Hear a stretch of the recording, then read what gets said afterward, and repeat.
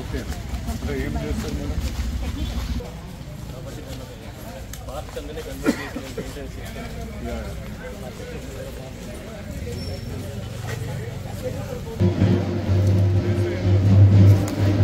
అన్న కాంపౌండ్ వాళ్ళు ఎందుకమ్మా ఇంకా హాస్టల్కి ఫుల్ ఉన్నాయి. ఏమైనా ప్లే ఎక్విప్మెంట్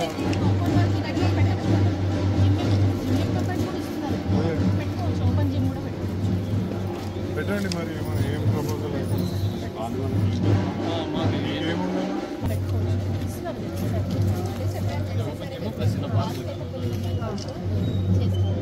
దానండి మీరు ఒక ప్రపోజల్ ఇస్తే నేను పంపిస్తాను.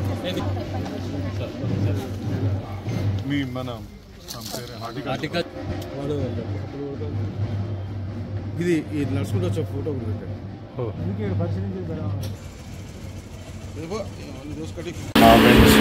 కొంచెం ఏమైనా గూగుల్ మ్యాప్స్ కూడా ఉంటే ఒక్కసారి పట్టుకోండి. ఆ ప్లాన్స్ గూగుల్ మ్యాప్స్ తీసుకుని అడ్రస్ చేయడం ఇది. ఓకే అక్క, గుడ్ అక్క. నువ్వు ఎక్కకపోతే అక్కతోటి అక్క దమ్ దమ్ పడుతుందా రైడన్నా? చలో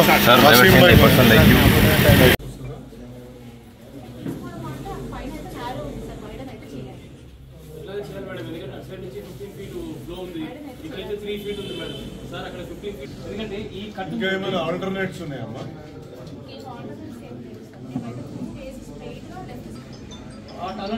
కనెక్టింగ్ లేదా మేడం? ఈ టనల్ టు ఈ టనల్ కనెక్ట్ చేయలేదు.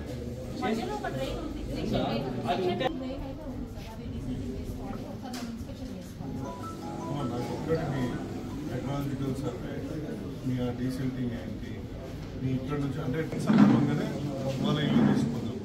లేకపోతే అనవసరంగా వాళ్ళని ఇబ్బంది చేసినట్టు మీరు ఒక్కసారి అది కూడా ప్యానల్ లైన్ ఒకసారి స్టడీ చేయండి. రైల్వే వాళ్ళని ఏమైనా రిక్వెస్ట్ చేసుకునేది కూడా రిక్వెస్ట్ చేసుకుందాం వాళ్ళని. అట్లా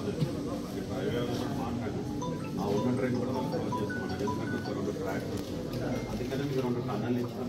ఏమున్నా మా రైల్వే ల్యాండ్ ఫర్దర్గా ఆర్సీసీ బయట కానీ డ్రైనేజ్ కానీ వాళ్ళు ఒక్కసారి చూడని వాళ్ళు చెప్పింది అందుకని ఇక్కడ ఒక 2 crores అక్కడ ఒక 2 crores 4 crores వచ్చింది. అందుకేనా ఫర్దర్గా అయితే వాళ్ళు ఉన్నదే క్లోజ్ చేస్తాం. ఏది ఆ ట్రైన్ చేయలేదంటుండ్రు. అన్న కూడా ఒకటి చెప్తుండు. ఏమని అంటుండు, వాళ్ళు ఆల్రెడీ 2 మీకు వెంటలు ఇచ్చేది కాబట్టి ఎక్కడిదక్కడనే డైవర్ట్ కావాలనేది వాళ్ళ ఆలోచన ఉన్నట్టుంది. మళ్ళీ వాళ్ళ ల్యాండ్లకి మేము మళ్ళీ అలో చేయమని ఒకవేళ ఉంది అనుకో, మేము ఇది ఇచ్చింది ఆ పర్పస్ కన్నప్పుడు అట్లాగా ఆ వెంట నుంచి ఈ వెంట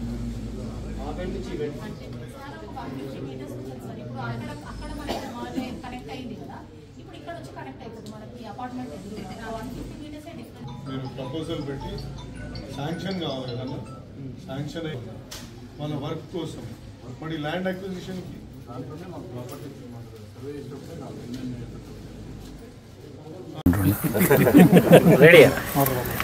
ఇలా 141 డివిజన్లో మా కార్పొరేటర్ సునీతారామ్ యాదవ్ గారితో, అదేవిధంగా లౌక్య మేడం, దివ్య జ్యోతి మేడం గారితో, అదే టౌన్ ప్లానింగ్ ఆఫీసర్లతో ఇక్కడ పర్యటించడం జరిగింది.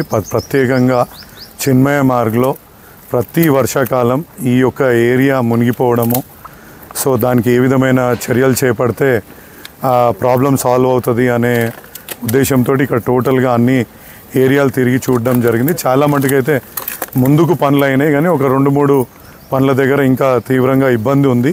వాటిని అడ్రస్ చేయడానికి అధికారుల హెల్ప్ తీసుకొని వాళ్ళు ఒక సొల్యూషన్ తోటి వస్తూ అంటున్నారు. సో ఒక 2 ఇండ్ల మధ్యలోకించి ఆ నీళ్ళని పాస్ చేయాల్సిన అవసరం ఉంది వాళ్ళకు. సో ఆ ఇంజనీరింగ్ ఒక ఆస్పెక్ట్, అదేవిధంగా రైల్వే వాళ్ళతో మాట్లాడి ఒక పాత డ్రైన్ని పునరుద్ధరించగలిగితే వాటర్ డిస్ట్రిబ్యూట్ కూడా, అంటే డ్రైన్ వాటర్ డిస్ట్రిబ్యూట్ కూడా అవుతుందని అనుకుంటున్నాము. ఇవన్నిటి మీద స్టడీ చేయడానికి లౌక్య మేడం, దివ్య మేడం ఒప్పుకున్నారు. కాబట్టి త్వరలోనే ఒక చక్కటి ఉపశమనం కలిగిస్తామని చెప్పేసి కాలనీవాసులందరికీ కూడా తెలియజేసుకుంటున్నాను. అదేవిధంగా చిన్మయ మార్గ్లో ఇది 60 ఫీట్ల రోడ్ అని అప్పుడు మన హెచ్ఎండిఏ టౌన్ ప్లానింగ్లో ఉంది కాబట్టి దానిపైన కూడా అధికారుల దృష్టికి, ముఖ్యమంత్రి దృష్టికి, అసెంబ్లీలో కూడా చెప్పడం జరిగింది.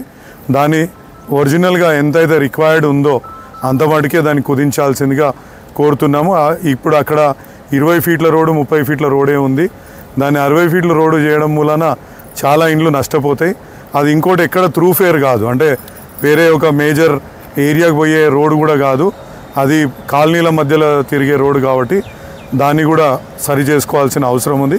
తప్పకుండా దాన్ని కూడా చేస్తామని ఈ సందర్భంగా తెలియజేసుకున్నాం. ఇంకోటి ఒక పార్కు మన కాలనీ పేరు ఏంది, అది చిన్మయ్ మార్గ్ కాలనీ మీదేనా? మిర్జాల్ కూడా వెల్ఫేర్ అసోసియేషన్కి సంబంధించిన వెంకటేశ్వర నగర్, మళ్ళీ ఆ పార్క్ కూడా ఉంది 270 గజాల్లో. అది కూడా అధికారుల దృష్టికి తీసుకెళ్లడం జరిగింది. వాళ్ళు అక్కడ పిల్లల ప్లే ఎక్విప్మెంట్ కానీ, పెద్దలు ఎక్సర్సైజ్ చేసుకునే డే టైం ఉన్న జిమ్స్ కానీ, అంటే ఓపెన్ జిమ్స్ కానీ పెట్టడానికి వాళ్ళు ఒక ప్రపోజల్ పంపిస్తా అన్నారు. అదేవిధంగా హార్టికల్చర్ వాళ్ళు కూడా దాన్ని ఎంతవరకు క్లీన్ చేసి గ్రీనరీ పెట్టడానికి కూడా వాళ్ళకు కూడా ఒక ప్రపోజల్ పంపించడం జరిగింది. త్వరలోనే ఈ పనులు చేపడతామని చెప్పేసి కూడా వాళ్ళు చెప్పడం సంతోషంగా ఉంది. అదే ఇప్పుడు మేడం వాళ్ళు ఇదే ఇప్పుడు ఒక 2 crores వరకు శాంక్షన్ అయిందన్న. ఇక్కడ నుంచి ఇప్పుడు ఆ పవన్ మోటార్స్ వరకు పోవాలి. రైల్వేలో కాంట్రాక్టర్ మాట్లాడితే నాకు లేదు అని అంటారు.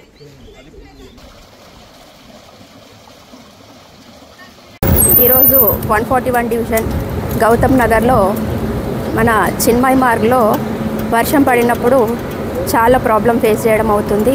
ఇళ్ళల్లోకి నీళ్లు పోవడము చాలా ప్రాబ్లం ఫేస్ చేస్తున్నారు. దానివల్ల ఈరోజు దానికోసం సొల్యూషన్ కోసం అని చెప్పేసి మన డిఈ గారితో, అదేవిధంగా ఈఈ దివ్యజ్యోతి గారితో కూడా, అలాగే మన ఎమ్మెల్యే మరి రాజశేఖర్ రెడ్డి అన్న గారు కూడా విచ్చేసి దానికోసం మార్గాన్ని కనుక్కోవడం కోసం పర్యటించడం జరిగింది.